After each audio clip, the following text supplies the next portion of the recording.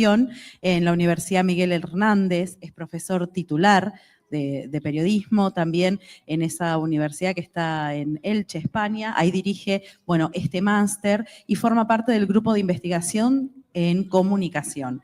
Es experto en transformación digital de medios y modelo de negocios innovadores y ha participado en proyectos internacionales. También es cofundador de la spin-off Cuatro Galgos.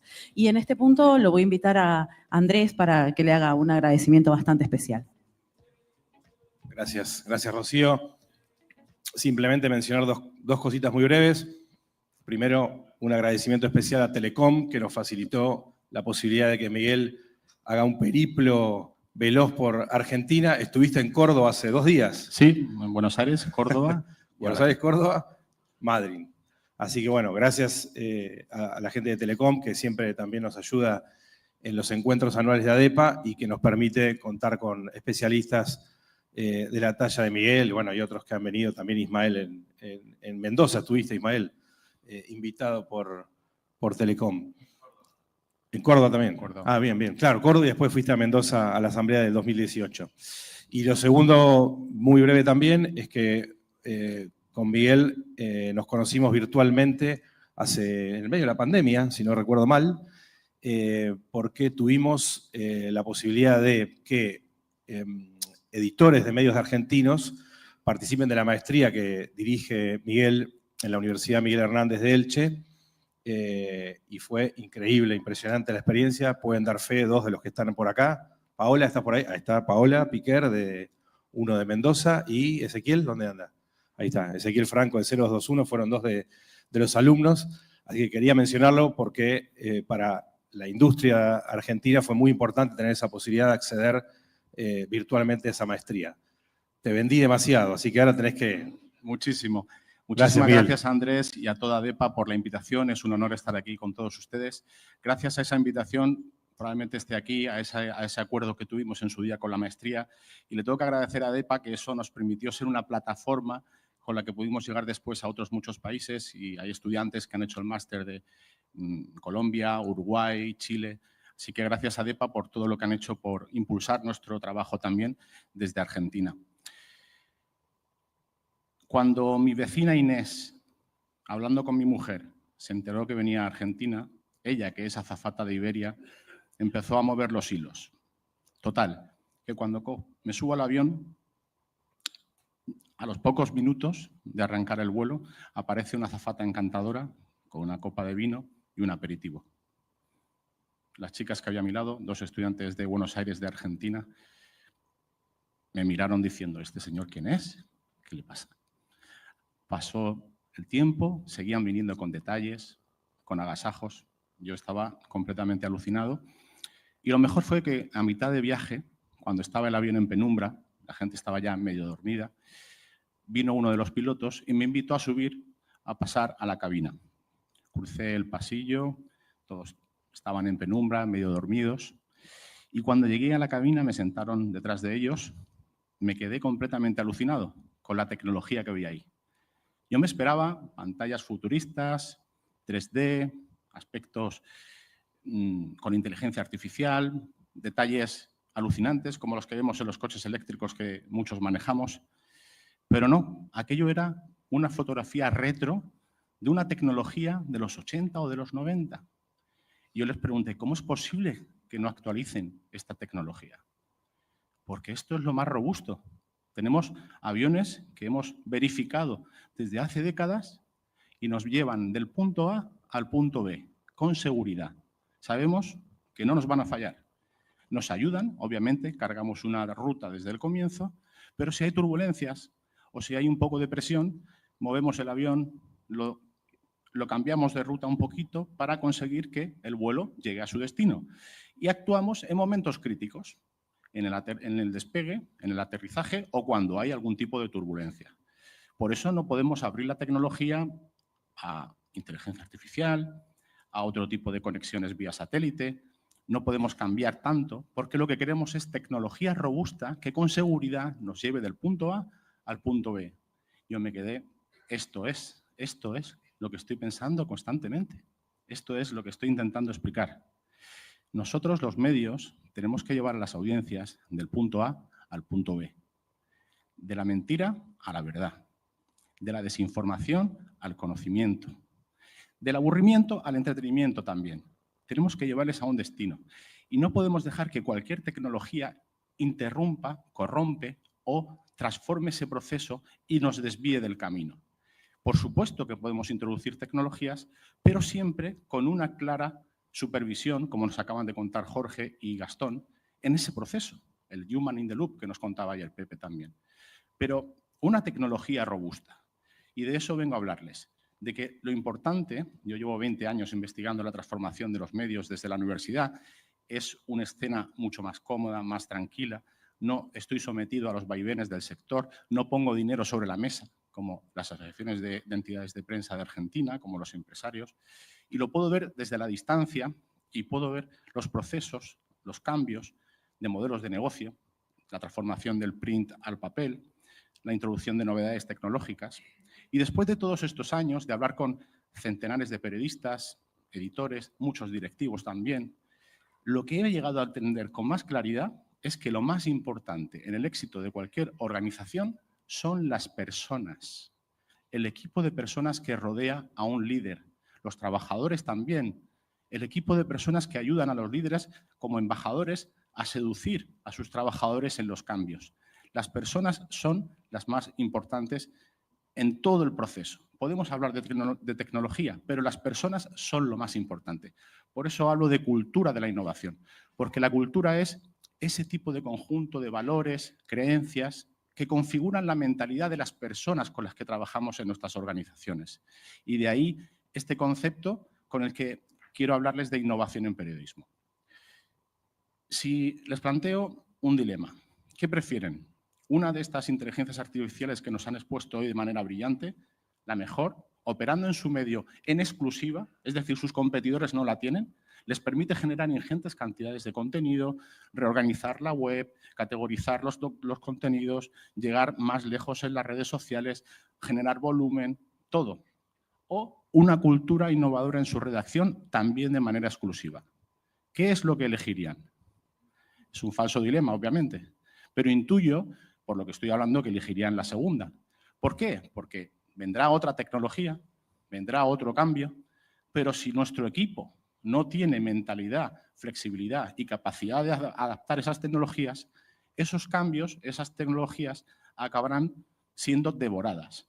Lo representa. Si no hay un cambio radical de cultura, cualquier plan estratégico, cualquier novedad tecnológica que nos sugieran que introduzcamos en nuestro equipo, o el entorno, la presión comercial, los OpenAI, otro tipo de entidades que están en el entorno de la industria de la prensa, nos están seduciendo constantemente.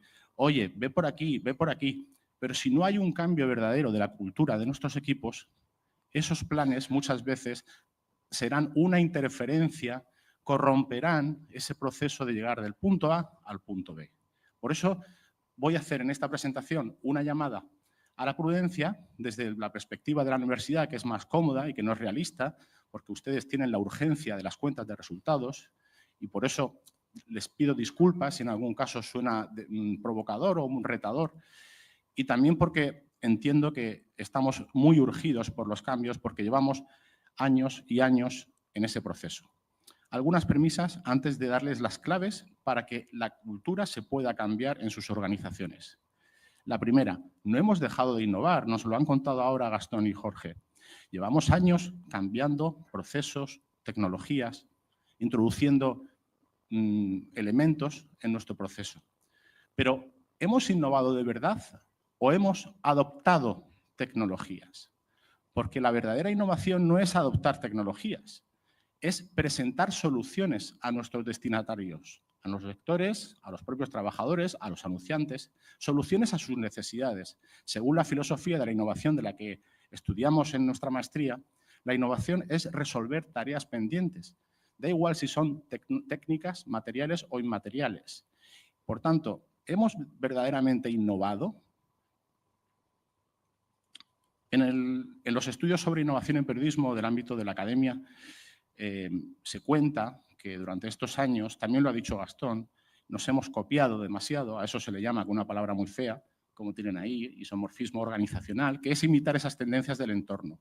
También hay otra teoría, la teoría de Rogers, que habla de la innovación siempre se adopta en un proceso escalado en el tiempo, donde los primeros pues, son los más avanzados, los líderes, los early adopters, que pueden liderar luego el mercado. Ahora estamos teniendo infinidad de casos muy interesantes, muy atractivos, de medios de todo el mundo, también de Argentina, de España, que están haciendo virguerías con la inteligencia artificial, que seducen, que nos llaman la atención, pero son tecnologías que todavía no se han contrastado. O son tecnologías que pueden hacer medios que tienen un riñón financiero o una capacidad o una potencia tecnológica muy fuerte. ¿Qué ocurrirá en el resto del sector cuando llegue esa inteligencia artificial que todavía no se ha podido contrastar en medios que tienen recursos más escasos? Esto es lo que hablábamos ayer en la mesa. No es lo mismo que un periodista mediocre use la IA a que lo use un periodista muy bueno. Un periodista mediocre seguirá siendo mediocre. Uno muy bueno será increíble. Y un mal periodista con la inteligencia artificial será un peligro, porque va a poder multiplicar su capacidad de mentir, de difundir, su pereza. Por tanto, no es la tecnología, es quien la usa, es la mentalidad de quien la usa y de quien está detrás. Otro aspecto que hemos estudiado y reseñamos los académicos es que hay un gran cortoplacismo en la innovación que hemos vivido durante los últimos 20 años en nuestro sector.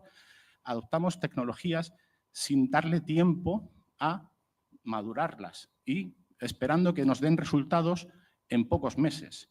Hay un diario deportivo muy innovador en España que cambió la forma de contar, adoptó unas técnicas estupendas y una filosofía muy buena, pero la propiedad de su grupo no le dio tiempo a madurar y lo cerró porque no estaba generando beneficios todavía. Y era una promesa editorial que gustaba mucho a la población, a la audiencia. Obviamente no era líder, tenía todavía camino por recorrer, pero a veces los líderes de las organizaciones no tienen paciencia y buscan resultados que impiden a los procesos asentarse, madurar y crecer. Eso creo que es un riesgo que tenemos en este sector también. Y eso nos lleva a un estado de pivot constante, al último destello tecnológico, también se ha dicho antes, ¿no? Y ese destello tecnológico que nos ilumina, nos deslumbra, puede arriesgar también la salud mental de los trabajadores, porque la práctica profesional, lo que todos hacemos en nuestro trabajo diario, es lo que nos resulta más cómodo, es lo que nos da capital social, es lo que nos valida profesionalmente, es aquello que nos hace sentir orgullosos. Los trabajadores que tienen que contar historias, si les movemos de sitio constantemente, a veces es necesario hacerlo, pero si les movemos constantemente, pierden su seguridad y su protección profesional y su capital simbólico se ve resquebrajado. De repente, ya no soy tan bueno para escribir crónicas y ahora tengo que hacer vídeo. No, sí que lo eres, pero intenta hacer esto otro. Entonces, si les movemos constantemente, provocamos ese hastío, ese malestar psicológico del que se está estudiando también mucho, el famoso en inglés, el burnout, ¿no? La gente tiene ganas, se quema por todo esto que está ocurriendo, ¿no? Y además, fruto de la pandemia, ese cansancio mental en el sector periodístico se ha multiplicado. Bueno, entonces, dichas esas premisas sobre la mala innovación, entre comillas, vamos a reflexionar sobre qué es verdaderamente innovar desde nuestra filosofía en la maestría y en los estudios que estamos incorporando ahora. La verdadera innovación es resolver tareas pendientes, es crear soluciones que aporten valor. Da igual si es en el proceso o en el producto o en el servicio. Da igual si son tecnologías o son inmateriales. Eso no importa. Lo importante es pensar, ¿esto aporta valor? Porque nos podemos encandilar con increíbles procesos que optimizan nuestro trabajo, pero muchas veces esos procesos no están aportando muchísimo más valor a lo que realmente importa en nuestro modelo de negocio, que es tener una firma periodística que cautiva a nuestros lectores, que es una mentalidad de equipo que piensa cuál es la agenda del día más importante, no lo que me ha producido un algoritmo. Un algoritmo te puede decir cuáles son los temas tendencia, pero no qué es lo que le va a incomodar y va a impedir que ese ministro del gobierno no pueda dormir esa noche. El algoritmo te dará alguna pista, pero no vas a saber realmente qué es lo que molesta al gobierno. Eso lo sabe un periodista con mirada, con criterio, con años de trabajo, ¿no? Entonces, ¿por qué introducir una tecnología si lo que importa es la mirada, es la mentalidad? Porque nos va a dar más optimización, sí, pero hagámoslo con prudencia. Por tanto, no es el qué, es el para quién. No son todas las innovaciones técnicas que el mercado nos vende y que nos enseña, que son muy interesantes. Es pensar realmente en qué valor aporta eso a nuestro lector, a nuestro suscriptor, si lo tenemos en el modelo de negocio, a nuestros anunciantes, a nuestros propios trabajadores. Es adoptar una mentalidad, como decía antes Gastón, centrada en el usuario. Esa mentalidad innovadora al final acaba, como plantea el Design Thinking, reflexionando en el momento del día de cada usuario, qué hace, qué piensa, qué necesita. Nuestras audiencias quizá por la mañana nos consumen para informarse de la política, luego por la noche lo que quieren es desconectar y conectarse en streaming o por la mañana, el fin de semana, lo que quieren es inspirarse y formarse y estudiar un asunto. Las audiencias tienen múltiples necesidades, como estudia el consultor Dimitri Siskin en la matriz de necesidades del usuario. Les animo a que lo consulten porque son múltiples posibilidades las que podemos resolver a los usuarios, ¿no? Y eso es mentalidad innovadora, no es la tecnología solamente. La mentalidad innovadora es ponerse en lugar del usuario e identificar esas tareas pendientes. ¿Y por qué hablamos de cultura entonces, después de todas estas premisas? Porque la mentalidad es como un espejo de la cultura que tiene la organización. La mentalidad, de una manera muy rápida, ayer discutíamos en la mesa qué es la cultura, ¿no? Hay muchos académicos que no se ponen de acuerdo, ni siquiera Max Weber ya hace un siglo, ¿no? Pues podamos reflejarla de esta manera. La cultura es eso que se interpone entre nuestra intención estratégica o profesional y lo que finalmente ejecutamos, ¿no? Es aquello que no sé si en Argentina se usa la expresión la cabra tira al monte, que es como al final las tendencias naturales, la comodidad natural es lo que se impone. Entonces, por mucho que intentemos hacer algo, nuestros empleados, nuestros trabajadores, nosotros mismos tendemos siempre a ir al lugar más cómodo. Esto también se refleja aquí, ¿no? Hemos intentado hacer un cambio de pivot constante en la industria, el SEO, el vídeo, el digital first, pero al final la realidad es que las costumbres, la cultura es lo primero, es lo que se acaba imponiendo. Y la cultura transforma cualquier plan estratégico, es el atajo que busca el profesional para hacer lo que hace y en donde se siente más cómodo, ¿no? El otro día leía en el boletín de FT Strategies, que es la consultora interna de innovación del Financial Times, que ayuda a otros medios y también hace procesos internos, un boletín que me dejó alucinado, me encantó y me dio energía para seguir creyendo en esto que a veces contamos en la academia y que suena un poco artificioso, que también ha dicho Gastón, por cierto, ¿no?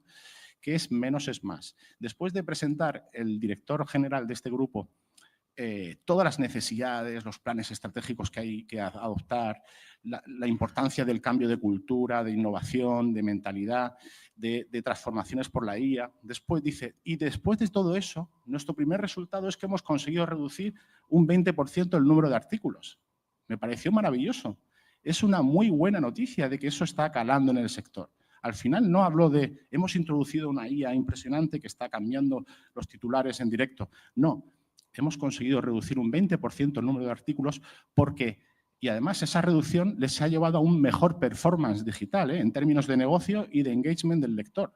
No es una cuestión solamente de maquillaje, que también es de negocio. Y la pregunta que les hago, ¿puede un líder cambiar la cultura? Ayer lo discutíamos. ¿Se puede cambiar? Se puede hacer por la vía drástica, que es cambiar a las personas, o se puede hacer por la vía buena, que yo creo que es la ideal, que es la de seducir a la redacción, seducir a los trabajadores. Y para eso lo primero que hace falta es líderes que sean capaces de llevar a la redacción a ese punto. Y los líderes son fundamentales en las transformaciones culturales.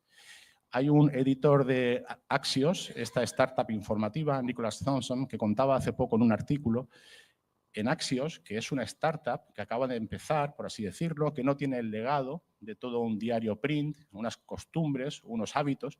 Decía, nosotros, incluso en nuestra redacción, tenemos dificultades para hacerles ver a nuestros redactores que hay que escribir breve, que hay que escribir con un mensaje claro, utilizando bullets point, que es su estilo, no todos tenemos que hacer eso, es su famoso Smart Brevity, pero él mismo confesaba que incluso en su propia startup cuesta adoptar esos cambios de mentalidad. ¿Qué no nos pasará a nosotros en los medios más tradicionales, en las radios, en las televisiones, en la prensa, ¿no? Obviamente tenemos ahí unas resistencias.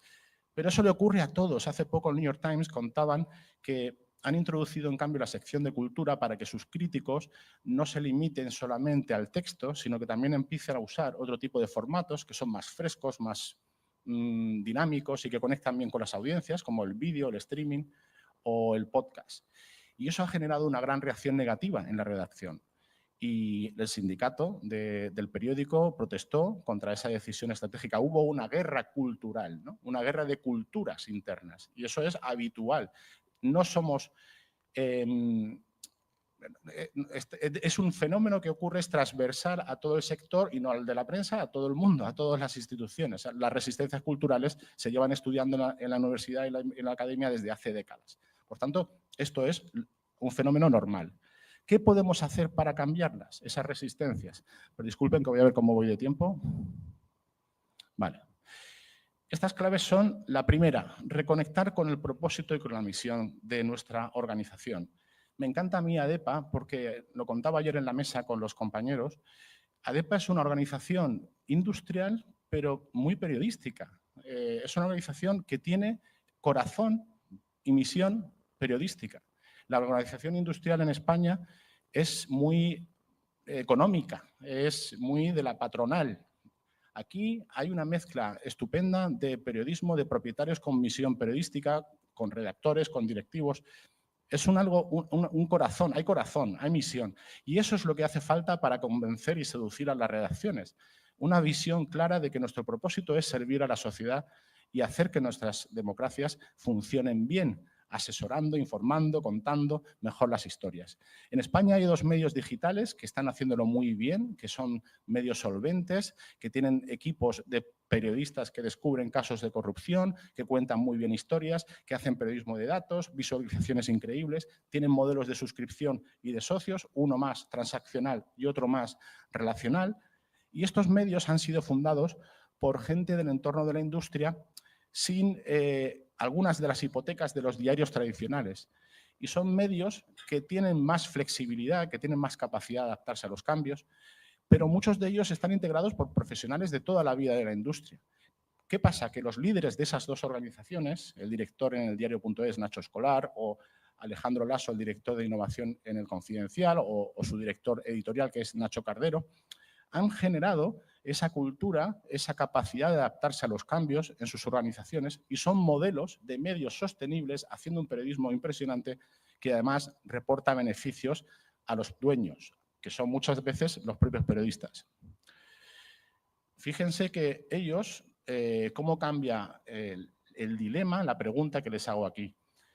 ¿Quiero que este contenido llegue al máximo número de gente o quiero que el máximo número de gente quiera pagar por este periodismo? La respuesta a este dilema cambia mucho la mentalidad. Es decir, un cambio estratégico obviamente también puede producir un cambio de mentalidad. Ayer nos contaba desde Perfil, lo que verdaderamente ayudó a cambiar la cultura, el medio Perfil de Argentina, fue la introducción de Slack, una tecnología que contó con una gran resistencia y permitió después una serie de flujos organizativos muy interesantes. En mi viaje a Córdoba me encantó ver cómo en La Voz del Interior han introducido un streaming por las mañanas que ahora les permite reorientar toda la producción informativa del diario en las primeras horas de la mañana y generar una serie de contenidos que están muy ligados a las preocupaciones de la población. Lo más significativo fue que le pregunté a Lisandro Guzmán, de La Voz del Interior, ¿y este despacho que hay aquí? Que hay un par de micrófonos. Y me dijo, esto era antes el despacho del director y ahora es un estudio de podcast. Digo, signo de los tiempos, sin duda. Esos son cambios culturales que afectan, técnicos y estructurales que afectan a la cultura, que cambian la mentalidad. Por tanto, es fácil, mejor dicho, es posible adoptar esos cambios. Otra de las claves es escuchar a la redacción y empatizar con ella. En el libro de mi compañero de universidad, el catedrático José Alberto García Vilés, Águilas y colibríes, se cuentan muchas anécdotas de cómo hay líderes organizativos de medios que son capaces de empatizar con la redacción y hacer realidad esto que dice el famoso filósofo Simon Sinek. El liderazgo no consiste en estar al mando, consiste en ocuparse de aquellos que están a tu cargo. Yo recuerdo la primera vez que tuve la oportunidad de dirigir a un equipo de personas en la universidad como decano, que en los primeros meses tuve muchos conflictos con algunos trabajadores que son asociados, son profesores asociados que no están directamente en la plantilla todos los días, en la plantilla digo yo, en el despacho, en el departamento, y hay menos roce, menos contacto con ellos. Después, el catedrático de mi universidad, de mi departamento, me dijo: he visto esos correos que has enviado con esos planes, no tienen nada malo, son sensatos, no sé por qué han generado ese conflicto, pero te hago una pregunta. En estos 3 meses que llevas de cargo, ¿has hablado con alguno de ellos? Ah, pues no. ¿Tú no sabes que Menganita está en un proceso de divorcio? ¿Tú no sabes que este otro tiene un problema con su madre que está muy mal? Pues no. Pues tienes que hacer roce, tienes que hacer llamadas, tienes que hablar con ellos. Da igual lo que propongas, si no hay una empatía, si no hay una cercanía con tu equipo, es imposible que... Bueno, es muy difícil que ellos asuman algunas de las cosas que les pides. Sería más fácil que hubiera ese pegamento para introducir los cambios. Por tanto, el líder lo primero que hace es cercanía, empatía. Lo cuenta muy bien Alex Harding, una directora de innovación en el New York Times. Para seducir a los redactores hay que tratar los cambios como se tratan los cambios en el producto. Hay que empatizar con los redactores primero. Fíjense que los periodistas del New York Times no querían dejar de estar en portada porque eso suponía tener un gran alcance en sus artículos y como todos tenemos el ego de nuestras firmas, pues nos gusta que nos lean mucho. Y les dijo: miren, ustedes tienen más alcance con una alerta del móvil que con una presencia en portada. Les enseñó los datos y eso motivó que hubiera una doble velocidad en algunas de las secciones para generar algunas alertas que permitieran llegar más lejos a la redacción. A veces hay que presentar ese tipo de evidencias en nuestros equipos para seducirles. Eso también conecta con el segundo punto, comunicación fluida y actitud colaborativa, que haya posibilidades de que en la redacción se generen simbiosis, contactos, que haya conocimiento de lo que están haciendo los diferentes departamentos, que no haya silos aislados que impidan que se produzca esa gran fortuna de la chispa creativa, ¿no? La chispa creativa que produce el hablar con muchas personas, ¿no? Estos días para mí están siendo un chorro de chispas creativas porque estoy hablando con medios de Argentina, de múltiples lugares. Yo me llevo una experiencia increíble gracias a este viaje, gracias a DEPA, a Telecom, y luego ya la semana que viene, cuando empiecen las clases, arranco las sesiones y los estudiantes van a estar ahí saturados con todas las anécdotas, las historias que les voy a contar, porque el roce con las personas nos da mucha más capacidad creativa. Tercera estrategia, aliados y personas, perfiles que sirvan de puente, jefes de producto. Ayer conocí a algunos jefes de producto de algunos de los medios de ustedes y esos son ese tipo de perfil que sabe dialogar con los comerciales y con los editoriales, con las personas de datos, con las personas de negocio, con las personas de diseño. Esos perfiles ayudan a transformar las organizaciones. Por ahí también está muy demostrado que son la forma de cambiar la cultura, introducir ese tipo de perfiles. Otra idea. En nuestro sector sobran tecleadores, sobra gente que picotea artículos de notas que vienen de otros y falta gente que conecta ideas y soluciones, audiencias con historias, secciones dentro del equipo, líderes con trabajadores, conectores, que son personas que conectan soluciones. El repliqueteo de artículos sin mirar en los problemas de la audiencia y ni sin mirar los datos nos aboca a contenidos que mueren. Por eso producimos una ingente cantidad de URLs que no tienen ningún tráfico, no tienen sentido muchas veces. En el informe del Reuters decían los directivos: ¿tienes confianza en conseguir trabajadores de alguna de estas categorías? De redacción tenían una gran confianza en que iban a conseguir gente, por supuesto, pero en los próximos años lo que más va a escasear es gente de producto, de comercial, de datos y de tecnología. Entonces, hay que buscar esos perfiles híbridos que nos ayuden a transformar las organizaciones. Después, como decía Alex Harding del New York Times, presentar más evidencias antes que grandes lecciones estratégicas, ¿no? Los datos que argumenten y demuestren que ese cambio que estamos introduciendo es beneficioso para el producto y para el modelo de negocio, incluso para la práctica de los profesionales. Hace poco he dirigido una tesis doctoral en España de un grupo muy importante de prensa que demuestra que las historias visuales convierten más suscriptores que las notas tradicionales. Y lo ha hecho a través de un estudio muy riguroso, con experimentos, con analítica web del propio diario interna. Y esos datos están sirviendo ya para poder transformar algunas de las rutinas productivas de la organización. Eso lo ha hecho un líder con visión, capaz de decir, oye, vamos a intentar seducir a nuestro equipo con estos datos. Otro aspecto importantísimo en el cambio de la cultura, y ya voy terminando, me quedan solo 2 claves, es el aprendizaje continuo. El Dow Jones, que es el editor de Wall Street Journal, entre otras entidades informativas y mediáticas, es muy bueno en esta filosofía para cambiar la cultura. Está introduciendo programas de estudios, una academia de datos, otro tipo de iniciativas, y hace poco acaba de fichar a un coach de talento, que suena un poquito cursi, pero en realidad es muy útil porque al final es la misión de voy a capacitar a mis redactores dentro de la redacción para que logren sus propósitos profesionales, sus inquietudes. Si uno realmente le estamos pidiendo que ahora haga, al crítico del New York Times, por ejemplo, que haga más reseñas en vídeo, en lugar de decírselo así, tal cual, de manera fría, estoy dándole consejos al New York Times, fíjense, me siento muy a gusto. En lugar de hacer eso, pon una persona de talento que empatice, que le escuche, que le seduzca y que le lleve a ese terreno y que vea las potencialidades de ese nuevo formato. Autonomía, libertad creativa son claves. Hace poco me contaba la directora de Maldita, que es como el chequeado de Argentina. Es una startup que se dedica a verificar informaciones, es un medio con una fundación sin ánimo de lucro detrás, muy flexibles, muy dinámico, tienen 50 o 60 personas, Isma, ¿no? Yo creo que más o menos igual no tantas, un poquito menos. Y una tarde llegaron 2 becarias de la redacción y les contó a la directora y al director que habían creado un TikTok de la marca para contar historias porque estaban viendo que eso de TikTok tenía mucho recorrido. Y efectivamente, en muy pocos días consiguieron 3.000 suscriptores y miles de visualizaciones.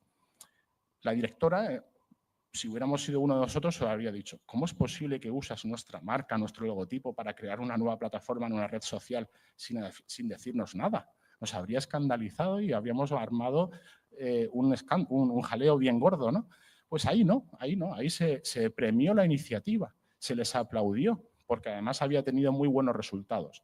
Esa es una actitud colaborativa, una autonomía en la redacción, porque hay una cultura innovadora en esa entidad, porque tienen esa capacidad de decir, premiar que la gente nueva, los nuevos fichajes puedan hacer cosas sin miedo, sin tener que pensar 27 controles.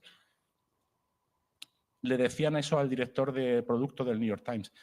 Cuando le ficharon hace 5 o 6 años, hace poco contaba en una entrevista, le dijeron, no te traemos para seguir haciendo lo que hacemos siempre, te traemos para que nos ayudes a hacer algo nuevo.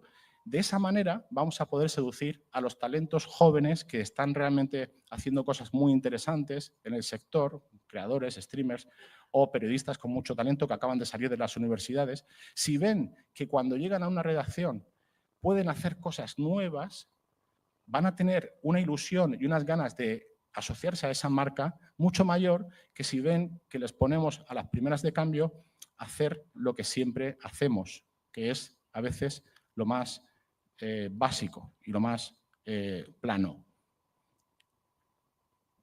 Finalmente, esto siempre se cuenta en los estudios, la experimentación y la capacidad de fallar y no tener miedo al fallo. El Confidencial, uno de los medios que les contaba antes, para permitir que los equipos puedan, que el grupo, que el diario pueda innovar, es consciente de que hay 2 velocidades en cada periódico, en todos los periódicos. Una velocidad es la rutina informativa que nos come, que no nos deja margen para respirar y en la que estamos constantemente pendientes de la actualidad, pensando en las elecciones del domingo, haciendo todo lo posible por estar alertas y cubrir lo que está ocurriendo en nuestras ciudades. Pero tiene que haber en todos los equipos un grupo que tiene otra velocidad, otra pausa, otra capacidad, una mirada más larga. Y ese equipo es el que permite anticiparse a los cambios, idear planes, ir un poco más lejos para huir de ese cortoplacismo del que hablábamos antes. Y eso lo están haciendo muy bien en el Confidencial. El Financial Times es un ejemplo perfecto de este tipo de equipos de producto con varias velocidades. Hace poco, el Financial Times, para que vean que yo no soy un escéptico de la IA, yo me considero un integrador. Creo que la IA es muy buena, ¿no? Pero con prudencia. Pues el equipo de producto del Financial Times ha creado hace poquito una idea muy interesante y es una aplicación de inteligencia artificial dentro del CMS que le sugiere al redactor de la nota un bullet point para orientar la sección de comentarios. Le sugiere un bullet point a partir de lo que ha leído en la nota. Pues usted está hablando de esto, esta pregunta podría fomentar el debate en la sección de comentarios. Pues han notado, a partir de esas sugerencias, que luego supervisa el redactor, un aumento de una conversación más inteligente, más respetuosa y más participación y tiempo en página. Y eso es un uso muy inteligente, valga la redundancia, de la inteligencia artificial, diseñado por un equipo de producto ágil que no está encadenado a la rutina diaria de la información, ¿vale? Por ahí va el mensaje, ¿no? Vox Media de Estados Unidos se caracteriza por ser la startup de audiovisual que ha dejado una huella tremenda en los vídeos explicativos que hay en YouTube. Hay todo un estilo, es el estilo del explicativo, el explainer de Vox, ¿no? Y eso, ¿cómo lo consiguieron? ¿Cómo lo lograron? Porque crearon un equipo de vídeo hace ya más de 10 años que lo aislaron de todas las tendencias del sector. Hace 10 años estábamos todos como locos por hacer vídeos en Facebook, vídeos verticales, vídeos cortos, y ellos crearon un equipo que ignoró todas las tendencias, huyó del isomorfismo, tuvo tiempo para explorar y creó su propia voz, su propio estilo, y ahora es un estilo que es una seña de identidad. El problema que tuvieron es que muchos de esos creadores se han ido luego como youtubers independientes y tienen canales impresionantes con cientos y cientos de miles de seguidores. Pero la enseñanza de esto es eso, dejar a un equipo que explore, que encuentre su voz propia. Porque si estamos todos cogiendo la línea que todo el mundo sigue, al final lo que ocurre es que nos parecemos todos y somos incapaces de distinguirnos del resto de los competidores y al final, como decía ayer uno de los que estaban en la mesa, una idea estupenda, y es que vamos imitando todo, incluso los contenidos estamos generándolos con inteligencia artificial, estamos inundando el terreno con muchísimo contenido que lo que hace es devaluar todo nuestro periodismo, en lugar de hacer menos, con más calidad. Y eso es algo que tenemos que hacer, nos tiene que hacer reflexionar. Hace poco, el diario.es, hace unos años, ese otro medio que les decía, y ya termino con esto, anunció a sus lectores, vamos a lanzar una sección de deportes. Y es un diario de orientación ideológica pues, de izquierdas, muy social, muy vinculado a los temas, a las obsesiones de la sociedad más ligada a la izquierda, temas de feminismo, de género, internacional. Hacen un periodismo muy bueno.